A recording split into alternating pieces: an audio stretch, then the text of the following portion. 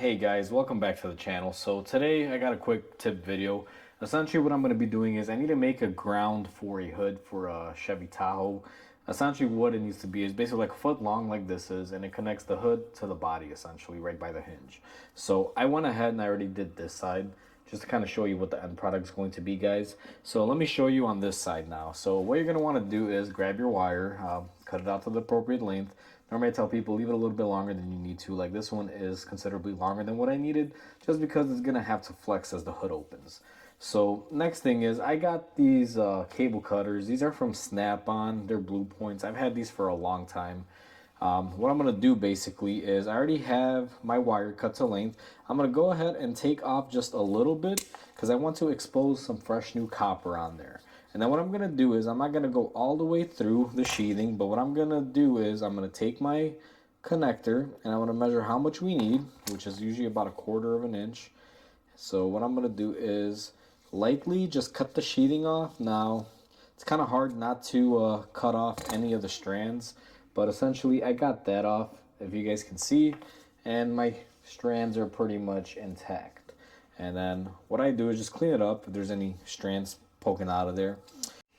Okay guys, now that you have your wire cut to length what you need for your connector, what you're going to want to do is get a little bit of shrink tubing. This is what I use. You can find this pretty much anywhere. You're going to go ahead and slide this over the wire. Now this tubing is big enough it could slide in on both ends, so it doesn't matter, but good habit is to always put your shrink tubing on first because you will forget. So what we're going to do is set this down to the side. Now we're going to grab our terminal. Now this is a crimp style terminal. I'm going to be crimping it and soldering it on at the same time. So what we're going to be doing is we're going to take a little bit of our flux. Now this is just soldering flux. What we're going to do is just scoop a little bit in our connector. Now you don't need a lot of this stuff, guys. I mean, I don't know if you guys can see in there. I just got a little bit in there. That's approximately what we need. It'll help the solder flow. So once we have that, what we're going to want to do is we're going to basically now make sure your strands are lined up. You don't want to have any stragglers hanging out here. So there you go. Okay guys, now that we got our terminal on there, what we're going to be doing next is we're going to be crimping it on. So what we're going to get is basically our crimper. Now this tool is pretty big. This does a lot of varying sizes. However, this one is a small one. So what you're going to want to do is basically set this up. Now I apologize because I am kind of blocking the view, but essentially I have it in my crimper and I'm going to hold a wire in. Now normally guys you want to do this two-handed. This one's kind of difficult. So what I'm going to do is start it off, and then basically what I'm doing is just crimping it down just like that. Okay guys, I apologize in the last clip because there was an ambulance, but you saw me basically crimp this. Now once you got a nice good solid crimp, what we're going to do is we're going to heat up this terminal and we're going to solder on the connector. Now we're going to be using some rosin core solder. Now I just kind of cut a snippet from the roll off because it's a pretty big roll. And we're going to go set this up on the vise so we can go ahead and solder it. Okay guys, so we are basically at our vise. Now if I was doing this on the car, you just got to find a way to keep this supported. I'm doing this off the car, so basically I'm just going to go ahead and vise it up. Makes it a little bit easier for me. So you don't want to go crazy on it. Now once I have this viced up, the way I choose to do this is I grab a propane torch.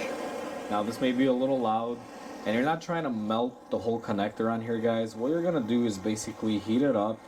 You're going to try to get this solder in here. So you guys want to be careful here not to do any damage to the sheathing. Now it will burn up a little bit, but basically once you get this hot enough here, you guys can see the solder is basically flowing in there. Now that flux will definitely help that we used earlier. So once it starts to overflow like it's doing there, I know I'm pretty much set.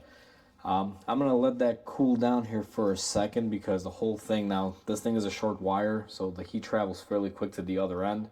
I'm gonna give it a minute or two to basically cool down. Okay guys, so I went ahead. Now you guys can clearly see here that it's been soldered. I got a good connection. This thing is very solid here, and you can actually feel it's a little solid here towards the core. That solder actually went up. Now that was due in part to the flux. When you use flux, it's kind of like cooking oil is the best way I can describe it. It heats up the wire and what you're crimping, or I'm sorry, what you're soldering together. and basically makes it flow a lot easier and it carries the heat faster. Now you can see we didn't really do a perfect job here. We did melt a little bit of the plastic. I don't know how well the camera picks that up, but what we're going to be doing next basically is we're going to go ahead and vise it up again. Now we don't have to vise it up like crazy, but we're going to go ahead and slip on our heat shrink. Now this is the perfection piece, guys. This is what will make it look really nice and professional, because it's hard not to burn that, you know, little bit of plastic that you have there.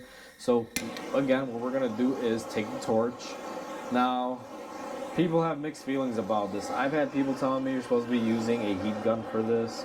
I'll be honest with you, I have a heat gun, but a torch is more accessible for me. Now you don't want to sit here in one spot. As you guys can see, I'm sort of moving it around, and basically once I see it's like a very tight bag, there you can see it's basically conforming. That'll pretty much tell me that I'm done. And you guys can see here, the final product is really, really good. And now what we're gonna do basically is just bolt this up to a Chevy. Now this is for a Chevy. Basically it goes on the hood. It's like a ground cable for the hood. I don't know what it does, but they put it there. So customer wanted one made because his broke. So we just made one for him. So essentially that's how you make a crimp terminal with a soldered connection. This thing will outlast the vehicle. So just wanted to show you that, guys. If you guys like the content, please comment, like, and subscribe on my channel and my videos. It definitely helps me out to help me grow the channel and do more stuff for you guys and more how-tos. So with that said, hope you guys enjoyed. Have a wonderful day, and I'll catch you guys on the next repair.